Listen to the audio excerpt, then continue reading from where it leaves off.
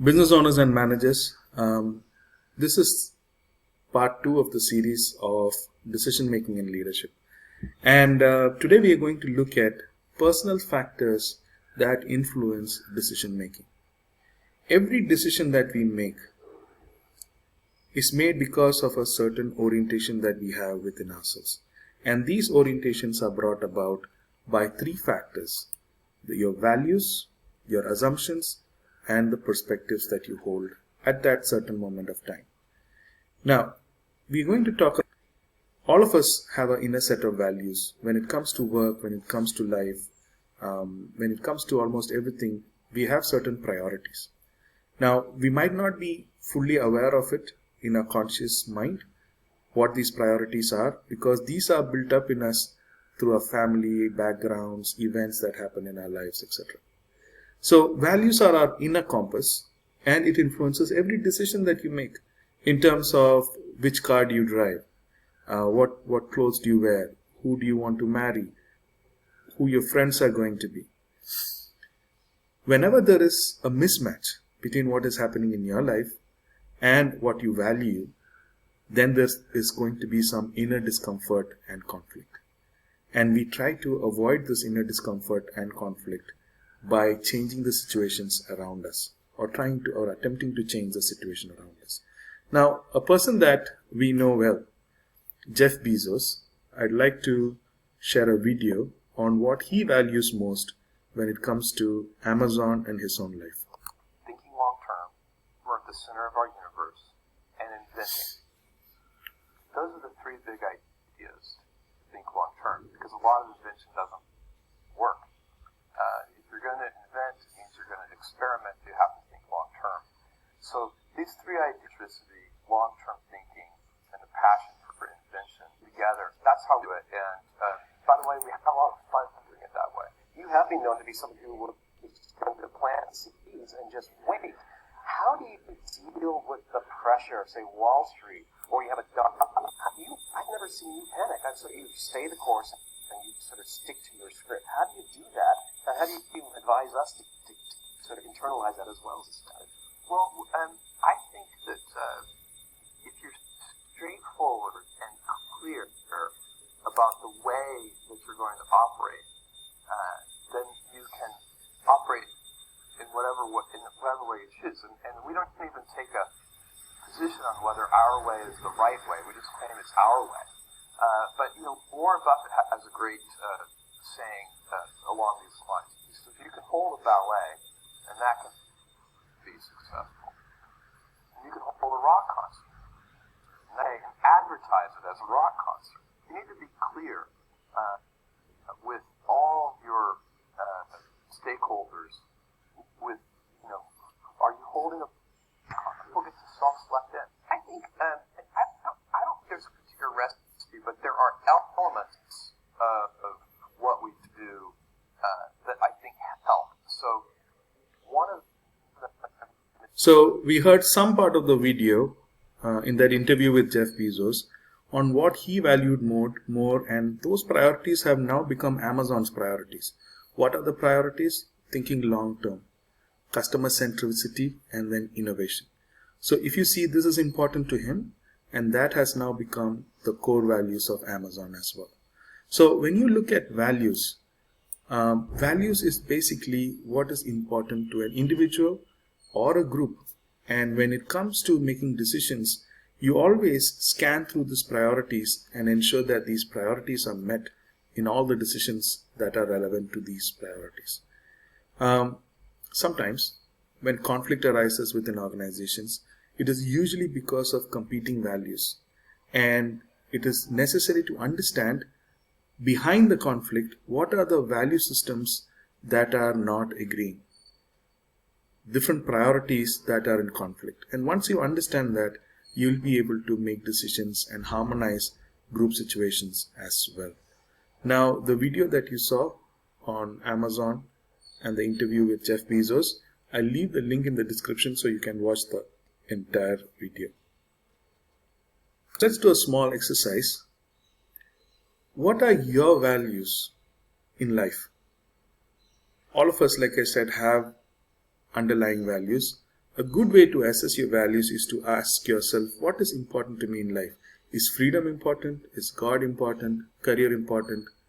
When you have a conflict and you don't know which one is more important, you can always ask, is this more important or is that more important? And then you will have that answer from within.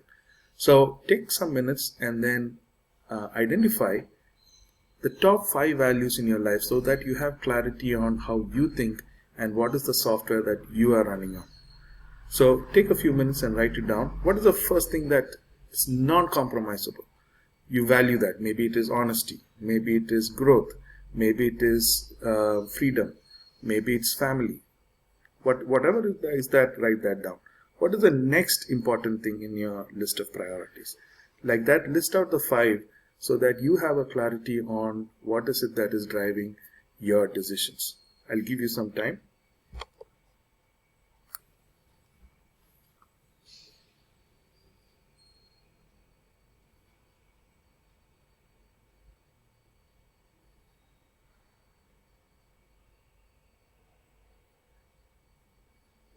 Alright, if you have compiled your list, well and good. Otherwise, if you need more time, you can do it later as well. But keeping this list and analyzing this list is important. At different stages in life, our values may change slightly. But it's never seen that the values change drastically until drastic events happen in somebody's life. Now, going forward, let's talk about the next aspect, which is perception. How you perceive things has a great deal of effect on your decisions. Now, what do you see here? In this picture, what do you see? Let me adjust this a little bit for you. How many people say that you see... Hold on. So let me go to the first picture and then we'll come to the next one. So, do you see a young woman or do you see an old woman? How many say young woman? Right? But if you look closely, you will see there is an older woman also in the same picture, but you might not have seen it properly. Right? Again, who's right? We don't know. It's the same picture. 2 people are seeing the same picture and coming out with different perceptions. This is the second one. Do you see the old people or do you see two people sitting and enjoying music, wearing sombreros? Again, perceptions matter and perception can differ in a varied manner based on who you are talking to, what culture, what background, what belief systems, etc. Another aspect that if you understand your underlying assumptions and beliefs, or you are aware of it, you will see to what extent it is controlling your decision making. Now, what is an assumption? Assumptions are implicit or explicit suppositions or presuppositions of how things work or even how those things should be in the future. And they kind of anchor the decision making by providing a framework for understanding and predicting outcomes. For example, if we look at the current world and we think about our careers and you're preparing yourself for your future career, would we be working in the future with AI and robotics? The world leaders are already talking about something called a universal stipend, where you might not have to work for your living. Rather, you might be focusing on pursuing your interests and becoming good at that, and you might not be doing it for money, but you might be just doing it for the joy of it. A future that you have thought about? Possibly not.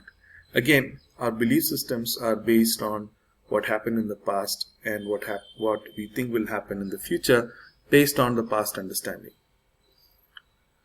Then you have the vulnerability to bias. So assumptions come with an automatic vulnerability to introducing biases in your decision making process. So what we have to do is to question our biases.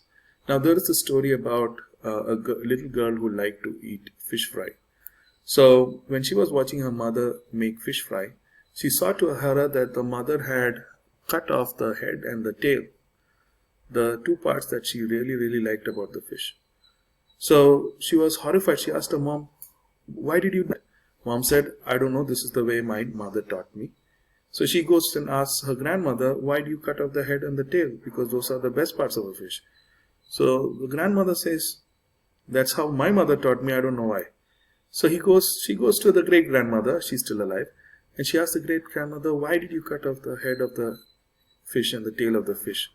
And the great grandmother thinks for a while and says that, at that time we had small pans and we couldn't fry big fish in that pan. So this is just a story to highlight that the belief systems that we might have inherited might not be workable in the current scenario. And it is important that you assess your belief systems and ensure that these are not affecting your decisions in a way that can have a repercussion on your business and possibly your team. So when you talk about beliefs, beliefs are held by reasons for holding that belief. So there are supporting beliefs. For example, if you take a common belief in your life, "I'm too old to change my life in a major way." Yeah. So there are certain supporting beliefs that are holding up that belief, and we need to understand that, because this is important to change beliefs in any area of our lives. If we are going to make decisions, we need to be able to be aware of our belief systems, and we also need to be able to make changes to the belief systems if they are not helping us. So if you have a belief that "I'm too old to change my life in a major way," there might be many belief supporting systems and ways of thinking. For example, people are set in their ways by the age of 40. Who said that? Are there studies that are out there? Well, people will say, yes, you can't learn anything new after the age of 40. The new studies of neuroplasticity talk about how it is not so. Even in olden times, people who keep themselves alert and sharp, they are always mentally agile and active, and they can easily learn new things. So it is not something that we have assessed or we have analyzed. Rather, we have just inherited it, and it is unquestioned. Similarly, there are so many other things. My kids are grown now. Why should I attempt? I'm too old to go back to school. Now, if you have to say change this belief, all you have to do is remove the reasons that are holding up the old belief and start adding support to your new belief. The new belief being, "I'm not too old to change my life in a major way." Then you have so many examples. Colonel Sanders, Samuel L. Jackson, Vera Wong, how the neighbors will be impressed, kids would be proud, and a lot of other examples that you see here. These are people who have achieved a huge accomplishment after the age of 40. So that is going to add more fuel to this belief that will allow this belief to become predominant and push down the other belief which is not strong enough, just because you have more supports in terms of reasoning for the new belief. So this is how you change any belief that you want. So as leaders, it is very important to ensure that you be aware of your value systems, how you perceive things, and your belief systems, and how they may be affecting decision making as a leader and also in a team. When you are opposing some things, right, you might need to assess, is it really for the sake of the organization, or are my value systems, my perceptions and my assumptions, are they creating this conflict? So that's it for now. We will talk about decision making models in an upcoming video, and there are a few of them that you need to understand. Till then, if you like the content, subscribe. If you have any comments, please feel free to add comments here, and if you have any requests, please add that here as well. See you guys, and cheers.